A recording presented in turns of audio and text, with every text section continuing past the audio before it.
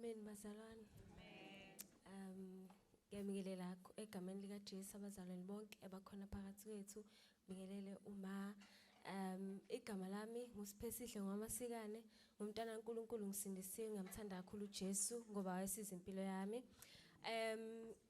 Nginencwadi engayibhala ithi mayisikazwe too late njengoba ngibonakala ukuthi nginamasikazi. So isihloko sayo ithi mayisikazwe too late, and then ngaphandle bese yabhala ukuthi a rejected nurse with prescribed medication. So ngayiqamba incwadi yami ngokuthi i-medication. Ngesikhathi ngikhula ngakhuliswa ugogo nomkhulu. Umkhulu wami wayehlezi ethi ufuna ungifundisa ukuthi ngibe unesi wakusasa. Ngaphambi kokuba ashone washiya umyalezo ukuthi ngingakhohlwa ukuthi wathe ngizoba unesi wakusasa. And then ngelinye ilanga I heard a voice, nganga-understand ngitshela ukuthi mhlawumbe unesi nje wasesibhedlela. Then ngelinye ilanga I heard a voice eyayithi uzoba unesi kodwa hayi wasesibhedlela ozolapha imphefumulo hayi inyama. And then from there ngabhala incwadi yami ikhona lapha yabazalwane u200 incwadi yami ngaphakathi ikhuluma ngezinto engadlula kuzona zonke nje bazalwane iyakhuluma ngazo. And then ekubhaleni kwami incwadi ngangingazi ukuthi ngizobhala incwadi noma ngizoba umbhali, but uNkulunkulu wasebenzisa izinto engidlule kuzona ukuthi ngikwazi ukuphuma incwadi ngoba nga-understanda ohambeni lwami noma ekukhuleni kwami ukuthi I was made a sacrifice for the benefit of others. And then ngesikhathi ngikhula I was raped, ayikakodwa ayikabili ayikathathu kaningi. And then ngahlala esibhedlela unyaka wonke ngingenawo ama-visitor, ngingakwazi ukuyidlela, ngingakwazi ukuyifunda, like ngingakwazi ukuyigeza, ngingakwazi ukwenza lutho. Ngesikhathi ngihlele esibhedlela ngangihanjwa yimpethu engalweni ngiphila. And then ngangazani noJesu ngaleso sikhathi leso kwaku 2015. Ngesikhathi ngisesibhedlela ngingazani noJesu, ngangingazi ukuthi ungena kwami esibhedlela it was a divine appointment for me ukuthi ngazane noJesu. Ngesikhathi ngifika esibhedlela ohambe lami ngafunda ukuthi sometimes uNkulunkulu uyakwazi ukusebenzisa abantu ukuthi bakuzwise ubuhlungu noma bakureject, kanti bayibridge lokukuwelisa bekuwelisela ngaphesheya ecebeni likaNkulunkulu. Mina ngesikhathi ngisha bakhuluma nje izinto ezingekho right, mangibuza ukuthi ngisho kanjani bengakhulumi bengachazi, but ekugcineni kwavela ukuthi ngesikhathi ngisha bangisesibhedlela bafike bangibiza ngegama la cousin wami nesibongo sa cousin wami. Ngishiswa umndeni ngoba ufuna ukuthi umuzi uba renovated, befuna insurance iba renovated umuzi ngami.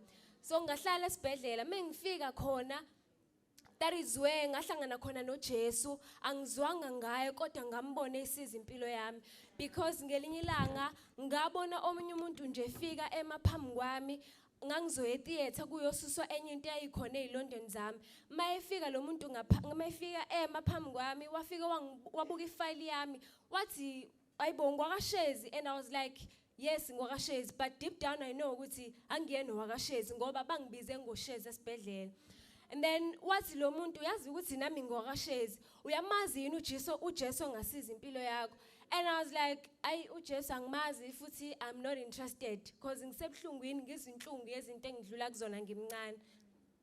Lo muntu athi uJesu uzoyisiza impilo yakho, uthe uyani netheater ngithi ukuthi ngisho ukuthi Monday, athi yena angeke usaye etheater, uJesu uzovela empilweni yakho uzombona ngamehlo. Ulafika usuku, before kufika usuku ngoSaturday walapho ngangizwa ubuhlungu kakhulu kanti impethu zayizihambe ezilondeni zami. Kwafika uMonday ekseni ukuthi ngiqaqwa amabhandishi. So umuntu lo ngesikhathi efika eshuthi ngeke uye etheater, wafika wathi kumina uzombona uJesu etheater ngeke uze uye, lento engishoyo izokwenzeka. And ngosuku ozoyisiwa ngale theater odokotela bazodilaya kuwena, bazobabona bonke kodwa mase kuzwa kuwena ngeke baze bakubone, kuzoze kufike mina kuqala before kufika odokotela. And then kulafika usuku bangigeza ilona bangifaka ebhavini, bengifaka ebhavini zaphuma impethu.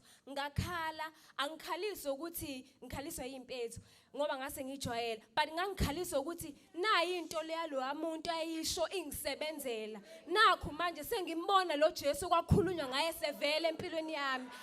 And then from there bangithatha bangise ewardini bangise embhedeni kwafika umbhede from etheater uzongilanda kuthiwa usengilandile mawufika batho nesi ngeke sakwazi ukuye etheater lo mntwana ngoba lento abayizoyela khona ayisekho.